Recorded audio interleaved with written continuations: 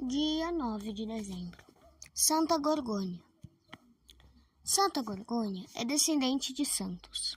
Era filha de São Gregório de Nissa, que mais tarde, como bispo, se tornou luzeiro dos mais brilhantes da Igreja Oriental. Santa Nona, mãe do grande Gregório de Nazianz, patriarca de Constantinopla e de São Cesário, deu à luz Gorgônia em 326. É escusado dizer que primorosa foi a educação que o santo casal deu aos filhos, e entre estes a Gorgônia, privilegiada pela natureza, não usou dos dotes naturais, senão para se esmerar cada vez mais nas virtudes. O mau exemplo de outras pessoas do mesmo sexo, nunca Gorgônia o imitou.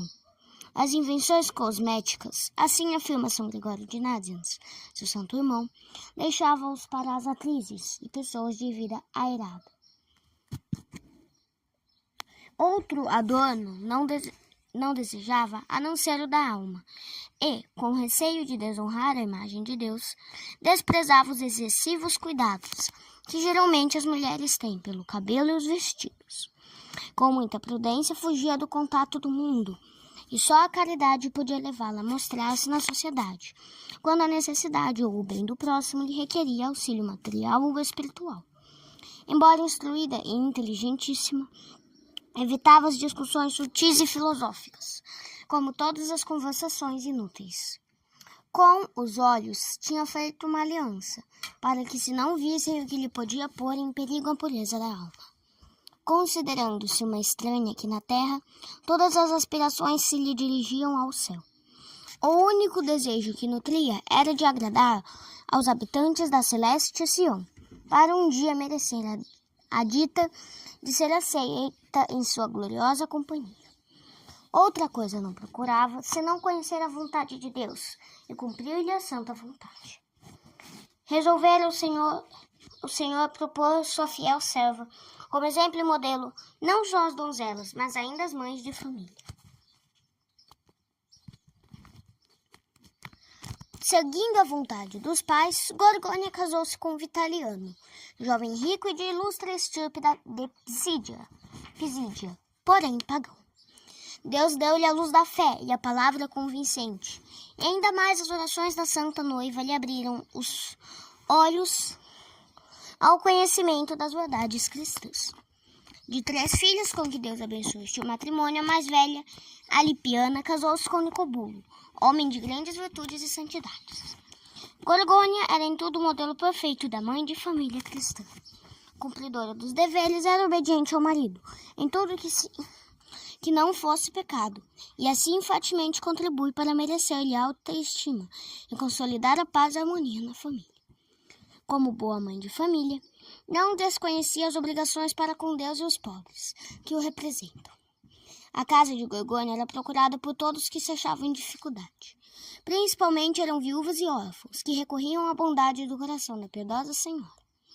Os deveres de casa davam-lhe ainda bastante tempo para dirigir a atenção ao templo de Deus, e tinha em grande honra poder zelar pela limpeza do santo lugar e pelo adorno dos altares.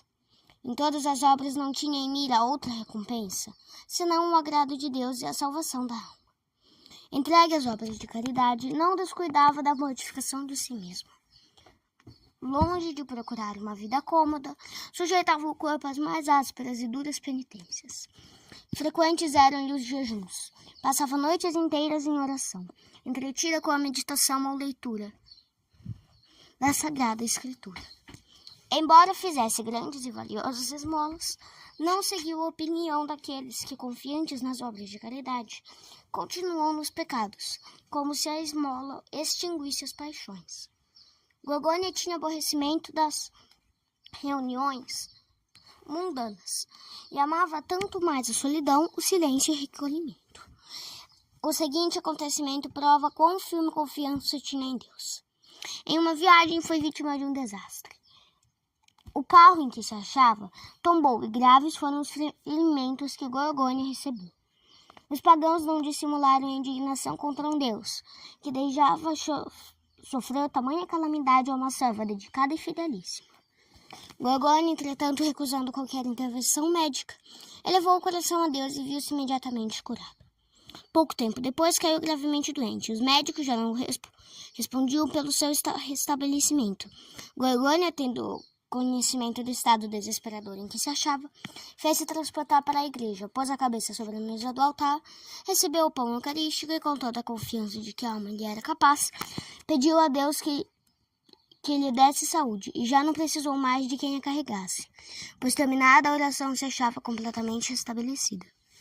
Quando alcançou a idade de 45 anos, Deus fez-lhe saber o termo de sua peregrinação. Como se fosse para uma festa, Gorgônia preparou-se para o dia da morte. Rodeada dos membros de família, assistida por Santa Nona, pelo confessor e o bispo Gregório, serena entregou o espírito a Deus. As últimas palavras que disse foram: quero dormir em paz e descansar. Reflexões. Santa Gorgônia era inimiga da vaidade e do comodismo. Oxalá esse exemplo é contra a imitação da parte daqueles que sacrificam grande parte do tempo oculto do corpo e das vaidades. O cristão terá em honra o corpo, o que é um templo do Espírito Santo, mas não fará dele um ídolo.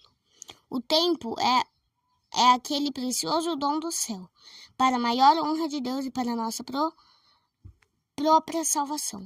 Tanto a vaidade como a ociosidade são vícios perigosos, que levam a alma ao caminho da perdição. O melhor remédio contra a vaidade é a lembrança da morte, do estado horrível e indescritível, a que em pouco tempo será reduzido o corpo. O preguiçoso lembre-se dos talentos que Deus lhe deu, em forma do tempo. Destes talentos e do uso que deles fez, um dia há de dar rigorosas contas ao eterno juiz.